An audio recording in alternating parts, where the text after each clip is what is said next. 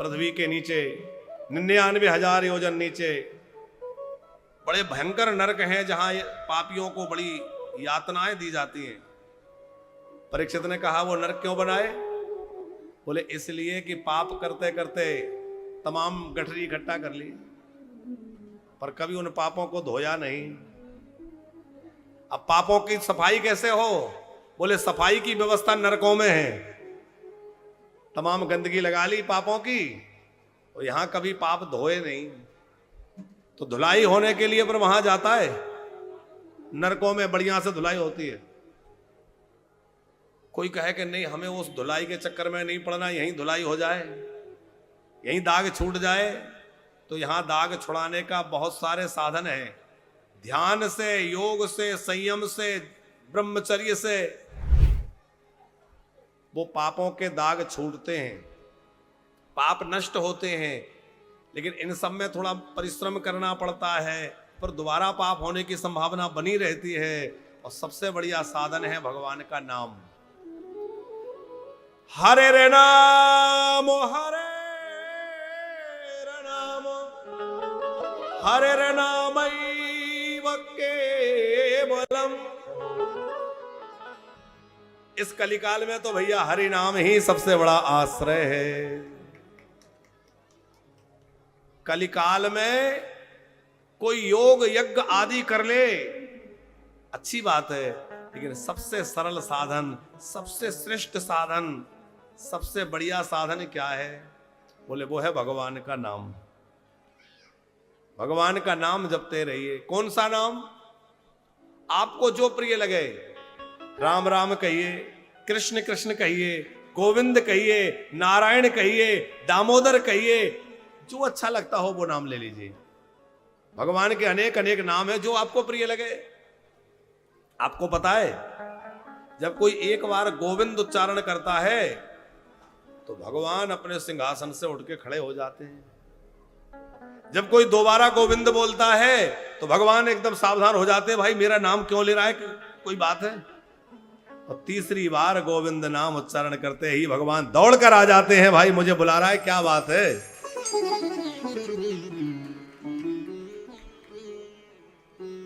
भगवान नाम की बहुत महिमा है। आप कहेंगे भगवान कैसे खड़े हो जाते होंगे? अच्छा, कोई व्यक्ति गहरी नींद में सो रहा है, उसका नाम रामू है मान लीजिए।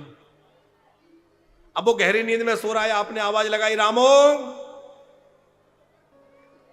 तो वो व्यक्ति नींद में था, लेकिन उसको नींद में भी नाम सुनाई दिया और एकदम हड़बड़ा के उठा, हाँ जी आया।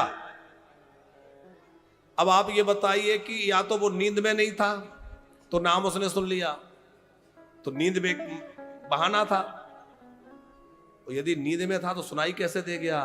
बोले ये नाम का प्रभाव है कि जो एक कल्पित उसका नाम रखा गया है, उस नाम का ऐसा प्रभाव उसके ऊपर हो गया है कि वो कान में से जैसे ही उसके अंदर नाम गया तो वह सुसुप्ति में था, पर जागृत होकर अचानक सावधान हो गए, बोला क्या कह रहे हैं? तो एक साधारण नाम जो कल्पित है, हम लोगों के द्वारा रखा गया है, उसका इतना प्रभाव कि सोता हुआ व्यक्ति जागता है। तो भगवान जो सच्चिदानंद है, उनका सच्चिदानंद का नाम जब कोई पुकारेगा तो भैया उसके क्या सुधार नहीं हो सकता। भगवान का नाम तो भगवान का नाम। अच्छा, राम जी का नाम गोस्वामी जी ने रामू लिखा एक जगह। अब वो रामू शब्द से मुझे याद आया, सोमरी पवन सुत पावन नाम, अपने बस करे राखे राम, अपने बस करे राखे राम। किसी ने एक संत से पूछा, गुप्ता जी कि तुलसीदास जी ने भी कभी कभी तो अति कर दी, बोले राम जी का नाम रामू क्यों लिखा? अरे ये भी तो लिख सकते थे, सुमरी पवन सुत पावन नामा, अपने बस कर राखे रामा। तो चौपाई तो पूरी हो रही थी, मात्राएं भी कोई कम ज्यादा नहीं हो रही थी, पर रामू क्यों लिखा? तो वो महात्मा जी ने इतना बढ़िया उत्तर दिया बोले रामू इसलिए लिखा कि उसका ठीक से अर्थ वहां लक्षित हो जाए।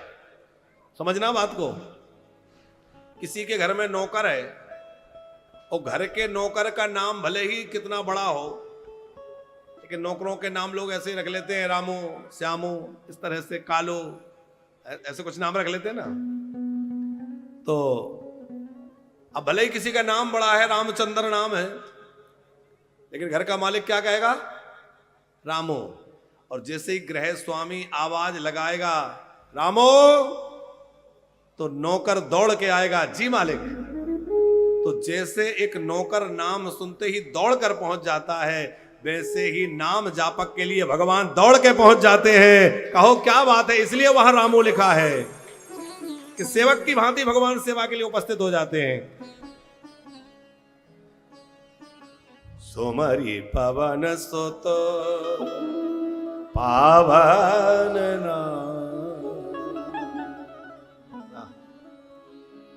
तो एक कोई सेठ जी थे और वो राम राम करने का गुरुजी ने कह दिया कि हर समय राम राम राम राम कहा करो। अभ्यास बढ़ता गया तो इतना अभ्यास बढ़ गया कि वो कहीं भी रहे राम राम राम राम मुख से निकले। तो एक दिन वो, पुराना समय तो बाहर लोग शौच के लिए जाते, शौच क्रिया करते समय अब वो अभ्यास था तो वो न चाहते हुए भी मुंह से राम राम राम राम निकल रहा था। अभी हमने कहीं पढ़ा नहीं, लेकिन हमारे गुरुजी से सुनी दृष्टांत, मलुक पीठ वाले महाराज जी से। तो राम राम राम राम जप रहा था तो हनुमान जी निकल के जा रहे थे। उन्होंने सुना कि अरे कोई राम राम जप रहा है भाई, चल के मिला जाए। तो जाकर देखा तो वो तो शौच क्रिया में, बोले अरे ये बताओ अपवित्र अवस्था में भगवान का नाम ले रहा है। हनुमान जी को थोड़ा रोष आ गया तो एक चरण प्रहार उसकी पीठ पर किया। चरण प्रहार करके हनुमान जी चले गए राम जी का दर्शन करने साकेत।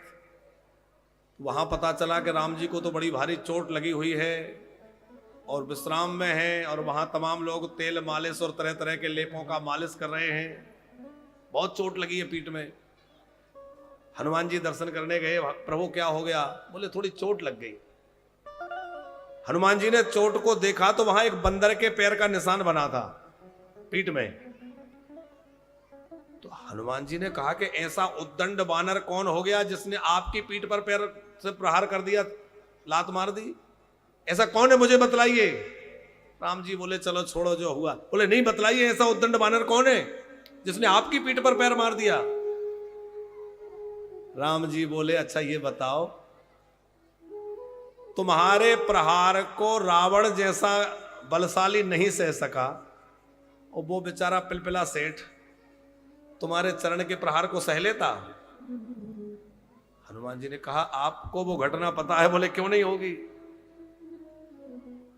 अरे वो मेरा नाम ले रहा था तो मैं तो वही था, और तुमने जैसे ही उसके पीठ में लात मारी, मुझे लगा कि हनुमान जी का प्रहार ये सह नहीं पाएगा और ये मर गया तो मेरा नाम बदनाम हो जाएगा कि राम नाम लेने वाला ऐसे मर गया। तो जैसे ही तुमने लात मारी मैंने अपनी पीठ लगा दी, और पीठ लगाई तो मेरे को ही चोट लग गई। नाम लेने वाले की रक्षा मैं स्वयं करने खड़ा रहता हूं। ये घटना का मतलब यह है कि नाम लेने वाले की रक्षा भगवान स्वयं करते हैं।